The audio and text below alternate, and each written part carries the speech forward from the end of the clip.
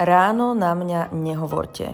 Maximálna komunikácia, ktorú som ochotná nadviazať, je, že ti zakývam. Čakajú ma krásne dni s priateľmi a preto som sa pre vás rozhodla natočiť vlog. A viete, čo bude najlepšie? Že dojde môj najlepší kamarát Matej. A viete ešte, čo je super na Matejovi? Že ani on ráno nerozpráva, takže obaja sme ticho. Ale hneď po zobudení mi prišli kvety, takže moju zdutosť musela vystriedať vďačnosť, pretože ktoré dievča by vedelo byť zduté, keď jej prišli kvety. Dneska nás čaká veľa aktivít, takže som sa išla dať dokopy, naličiť sa a oblieť sa, pretože hneď ako vedúci dojde, tak utekáme do sveta. Než sa sem dovalil, stihla som si natočiť spoluprácu pre Cutebox. Hneď po jeho príchode som ho zapriahla, aby mi pomohol presunúť tieto nové konferenčné stolíky a následne mi vynadal, že nemám rozbalené Chanel nákupy, takže sme to natočili. Potom som si natočila ešte outfit, dali sme sa dokopy a vyrazili sme na obed. Vždy, keď príde Matej, tak ho samozrejme musím zobrať do všetkých mojich obľúbených podnikov, takže sme dneska začali Brixtonom, dali sme si steak s hranolkami. Po obede sme išli kúknuť aj sekáč, počas strednej sme furt nakupovali v sekáčoch, prerábali si tie veci a úplne sme to milovali, ale musím sa priznať, že v posledných rokoch je v týchto kamenných sekáčoch dosť problém nájsť pekné kúsky. Zastavili sme sa ešte v pár obchodoch v meste, skočila som aj na rýchle pracovné stredko a potom sme išli do obchodu Ciao Bella, kde je ikonická majiteľka Žaneta, ktorú som potrebovala zoznámiť s Matejom a tu sme si povyberali nejaké kúsky. My sme tam reálne strávili 2 hodiny, takže keď sme došli domov a mali sme sa pripraviť na modnú prehliadku, na event a na mesto s kamošmi, tak sa nám maximálne nechcelo a pochopila som, že jediná prehliadka, ktorú dneska uvidíme, bude tá, ktorú urobí Matejovi v mojej rozhádzanej predsieni. Následne sme to ale dopracovali až na otvorenie DNA Vidrica, čo je nová pobočka salónov, kam už 5 alebo 6 rokov pravidelne chodím. V týchto krásnych priestoroch sme si štrngli s kamošmi a do toho mi Andrea Sakalova napísala, že ma čaká na bingu, kde práve vyhrala šialených 800 eur. Chápete? Takže som sa okamžite rozutekala za ňou do mesta. Ja som samozrejme ako vždy na bingu absolútne nič nevyhrala a preto sme sa po tomto neúspešnom pokuse stať sa milionárkou na bingu presunuli do baru Old Fashion. V Bratislave patrí medzi tie najkrajšie a vždy tu radi trávime čas, dáme si krásne prešpekulované drinky a ponovom tu aj varia, takže sme sa tu navečerali a urobili si úplné hody. Toto bol naozaj ďalší krásny deň a veľmi sa teším, že som ho mohla stráviť v mojom rodnom meste s mojimi priateľmi.